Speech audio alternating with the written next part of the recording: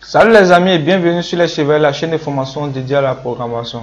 Je suis Paral Asnaf, formateur, programmeur et créateur du groupe Les Chevaliers. Dans cette partie, nous allons asseoir maintenant les bases du PHP. On a passé au HTML, au CSS, on a vu un peu quelques notions au niveau du HTML et CSS. Il est vraiment nécessaire maintenant qu'on passe au vif du sujet qui est le PHP. Plein de personnes attendaient cette vidéo, plein de personnes attendaient cette séance de formation pour pouvoir commencer à s'initier dans notre groupe, dans notre projet, voilà, qui est la création d'un logiciel de messagerie comme Messenger. Et nous allons maintenant débuter. C'est parti. Ok. Pour cela, aujourd'hui, nous n'allons pas, en tant que tel, saisir un bout de code, mais saisir, on va montrer comment enregistrer et afficher un fichier PHP. Pour cela, j'active mon serveur qui est Warm Server.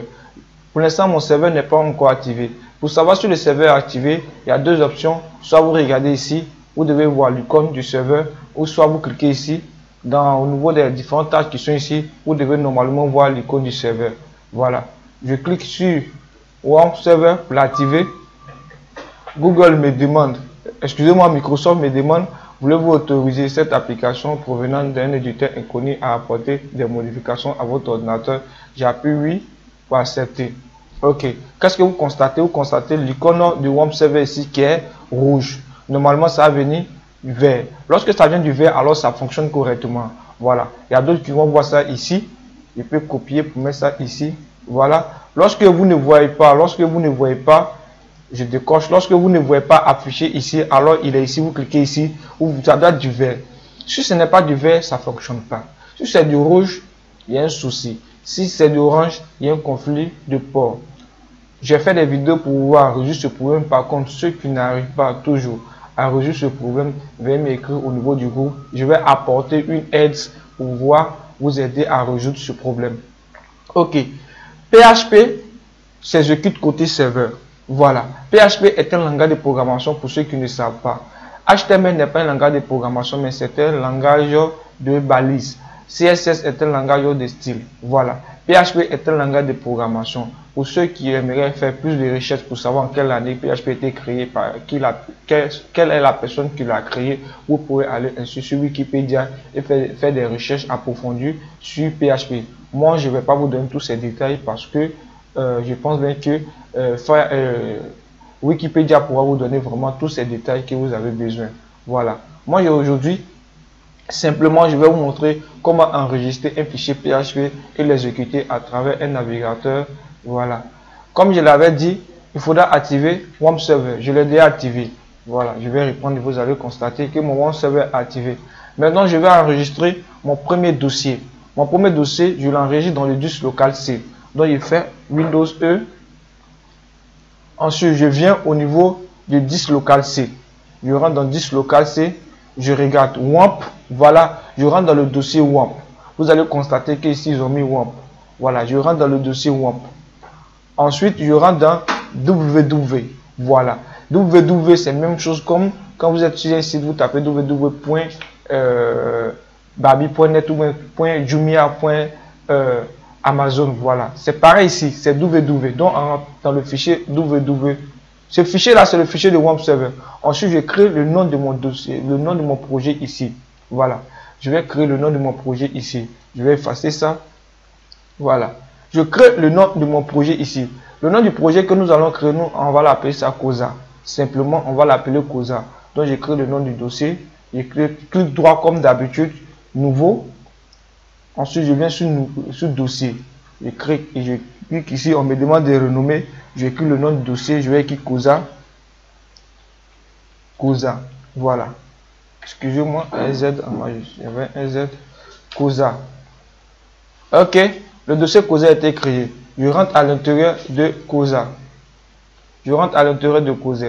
Voilà. C'est à l'intérieur de ce fichier Cosa que je vais créer mon fichier .php. Je vais enregistrer mon fichier .php. Voilà. Pour l'exécuter, pour le visualiser, c'est simple. Je viens au niveau de mon éditeur de test. Voilà. Excusez-moi, pas mon éditeur de test, mais au niveau de mon navigateur. Je choisis l'un des navigateurs, Mozilla Firefox ou Google Chrome. Moi, étant donné que j'adore travailler sur Firefox, alors j'utilise Firefox, je clique dessus pour attendre que ça charge. Je patiente, voilà. Pour voir l'interface de WAMP Server, c'est simple, je tape l'adresse IP comme je vous l'avais expliqué dans les vidéos passées. Il faut taper l'adresse IP qui est 127.0.0.1. Voilà, c'est l'adresse IP de WAMP Server qui est là. Pourquoi c'est 127.0.0.1? C'est un serveur qui est local.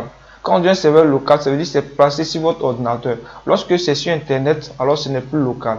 Voilà, c'est un serveur distant, mais donc un serveur placé sur Internet, etc. Voilà. Ici, c'est un serveur local qui est ici, qui est WAMP Server est un serveur local. Ou bien soit on peut écrire localhost. Localhost. Comme le constatez ici, c'est écrit localhost. J'appuie entrer, il va trouver la même interface. Ok, ensuite j'écris slash, suivi du nom de mon dossier. J'écris slash ici. Le nom de mon dossier que j'avais écrit, écrit Cosa. Donc j'écris Cosa. Et j'appuie sur la touche entrée.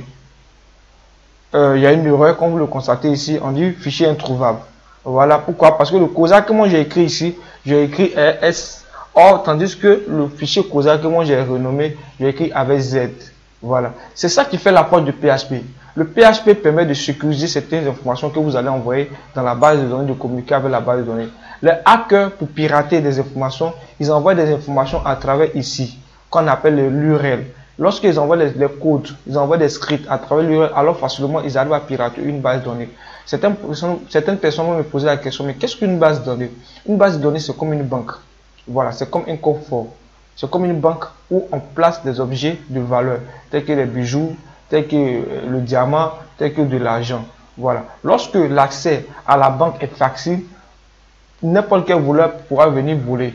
Donc pour cela, il faut sécuriser, tel que en mettant des caméras, en mettant des vigiles, en mettant des méthodes d'accès pour pouvoir vraiment interdire l'accès à des intrus pour rentrer dans la banque. C'est même chose comme au niveau de notre base de données. PHP nous permet de mieux sécuriser notre base de données. Je ne dis pas que PHP va faire de telle sorte qu'on ne pourra pas pirater notre base de données, mais ça va apporter une sécurité. Celui qui programme en HTML, CSS, il fait côté, il programme simplement une application, le design est beau, voilà, avec des couleurs, avec des styles, mais c'est pas ça qui fait la force de la programmation. La force de la programmation, c'est la sécurité. La majorité des applications sont simples à utiliser, il n'y a pas trop de design. Quand vous prenez Facebook, il n'y a pas trop de design, il n'y a pas trop de police de culture, il n'y a pas trop de couleurs, mais c'est l'efficacité qui fait PHP. Et pardon, l'efficacité qui fait Facebook. Même WhatsApp également. Donc, c'est pareil ici. Ok, donc, je vais rectifier rapidement. C'est Cosa avec un Z. Donc, j'écris Cosa. Vous voyez, voici, ils ont mis Parent Directory. Ici, il n'y a pas de fichier qu'on a enregistré. Donc, pour l'instant, il n'y a rien. Voilà. Le fichier qui index de Cosa. Parent Directory. Pour l'instant, il n'y a rien. Donc, on va rien voir qui va s'afficher. Ok. Il faudra que j'enregistre mon premier fichier PHP. Pour enregistrer mon premier fichier PHP, qu'est-ce que je fais? Je viens simplement au niveau de mon éditeur de test. Je vais toujours travailler avec Sublime Test, voilà, parce qu'il y en a d'autres qui n'ont pas encore installé Atom, mais on va continuer sur Sublime Test, vais utiliser Sublime Test. J'appuie CTRL N comme d'habitude pour créer un nouveau fichier, CTRL N. Ensuite pour l'enregistrer comme d'habitude, CTRL S. Mais cette fois-ci, je ne viens pas sur mon desktop qui est le bureau, non. Je viens dans Disk Local C, ensuite dans WAMP et enfin dans www et j'enregistre dans le fichier Cosa. Voilà. Donc, je vais exécuter, vous allez constater, vous allez voir, c'est pas sur le desktop, c'est pas sur le desktop. Ici, c'est un fichier PHP. Lorsque c'est un fichier PHP, on l'enregistre à l'intérieur de notre serveur. Donc, je viens ici sur PC, je clique sur PC, ensuite je cherche Disk Local C, je vois ici WAMP, je rentre à l'intérieur de WAMP, je rentre à l'intérieur de www. C'est forcément www. Je rentre à l'intérieur de www1, ensuite je rentre à l'intérieur de mon fichier. Ici, il y en a plusieurs que j'ai créés. Voilà, j'ai créé ici les projets et les chevaliers du net projet. Mais ici, étant donné que nous on a appelé ça Cosa, donc je rentre à l'intérieur de Cosa. Je vais écrire le nom de mon fichier que je veux, suivi de l'extension .php. Suivi de l'extension .php. Donc je vais écrire n'importe quel fichier. Je vais écrire exemple. Je vais appeler les exemples index.php. En PHP, l'extension est PHP, est .php.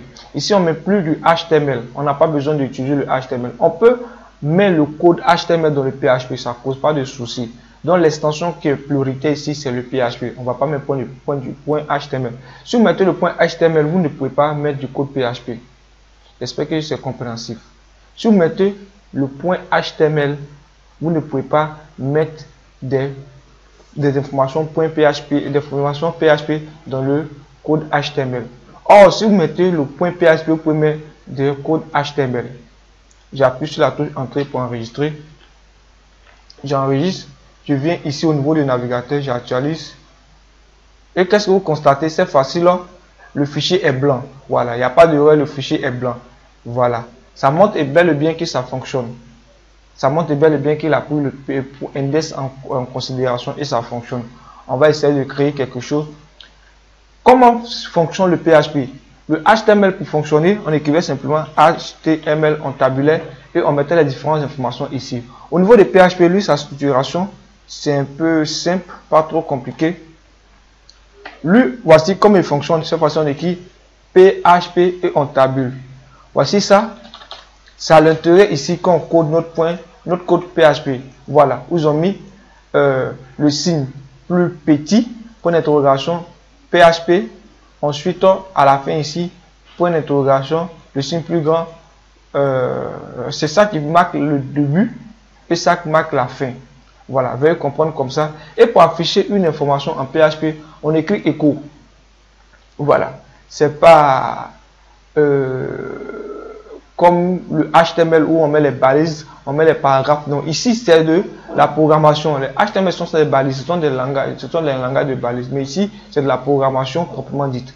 Donc ici, on va essayer d'afficher du texte en PHP en écrivant simplement echo. Excusez-moi, je vais effacer, j'ai mis en majuscule. Echo.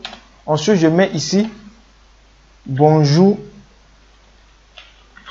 tout le monde. J'enregistre, CTRL F pour enregistrer. Je viens, j'actualise. Qu'est-ce que je constate? Je vais zoomer. Qu'est-ce que vous constatez? On a écrit bonjour tout le monde. Ok, ça fonctionne, ça montre bel et bien que ça fonctionne. Maintenant, je vais venir vous expliquer. Echo permet d'afficher les informations ici. Ce qui se trouve entre les griffes, sont des chaînes de caractères. Ça veut dire que c'est une information. Ce sont des chaînes de caractères. Les chaînes de caractères, on les met entre les griffes.